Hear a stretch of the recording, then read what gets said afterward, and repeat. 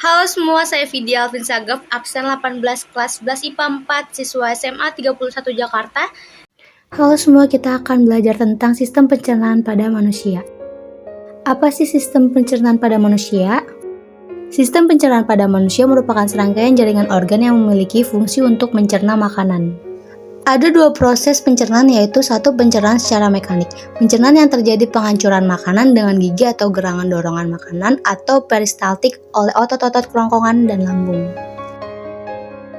Dua, pencernaan secara kimiawi. Pencernaan ini yang melibatkan enzim. Tujuan pencernaan ini untuk menghancurkan nutrisi makanan yang besar menjadi ukuran yang lebih kecil agar mudah diserap oleh tubuh. Organ-organ dan fungsinya di sistem pencernaan pada manusia. 1. Mulut, tempat masuknya makanan menghaluskan makanan. 2. Kelenjar saliva atau ludah memproduksi ludah yang digunakan dalam proses pencernaan. 3. Kerongkongan atau esofagus mendorong makanan ke saluran pencernaan berikutnya. 4. Lambung, makanan dihaluskan dan dihancurkan oleh dinding lambung. Lambung mempunyai pH tinggi, jadi perlu dinetralin supaya tidak merusak sel-sel yang ada di usus halus. 5. Usus halus menyerap sari-sari makanan. 6. Usus besar menyerap sisa-sisa cairan yang belum tercerna sempurna dari usus halus. 7. Rektum, tempat penyimpanan feses sebelum dikeluarkan melalui anus. 8. Anus, tempat keluarnya feses atau tempat terakhir dalam sistem pencernaan. 9. Hati, mencegah infeksi dengan membentuk berbagai faktor imun dan membuang bakteri dalam darah. Selanjutnya ada video proses pencernaan makanan. Selamat menyaksikan. Makanan masuk ke dalam mulut. Makanan dihaluskan secara mekanis oleh gigi dan kimiawi oleh saliva. Makanan yang siap ditelan dinamakan bolus.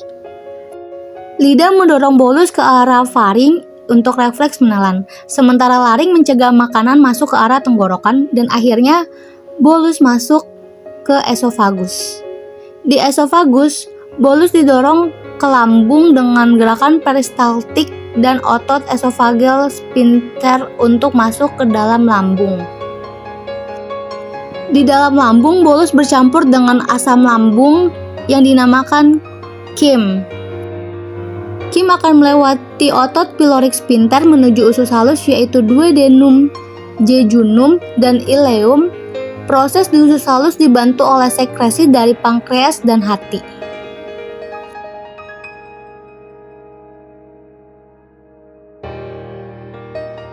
Disinilah terakhir proses kimiawi dari sistem pencernaan. Permukaan usus halus ditutupi oleh tonjolan yang disebut villi. Di villi terjadi penyerapan sari-sari makanan. Setiap tonjolan villi berisi lakteal dan kapilar untuk menyerap sari-sari makanan yang kemudian dibawa oleh darah ke seluruh tubuh. Lalu sisa makanan yang tidak diserap akan melalui katup ileocecal valve atau usus besar. Fungsi usus besar adalah menyerap sisa-sisa cairan dari proses pencernaan.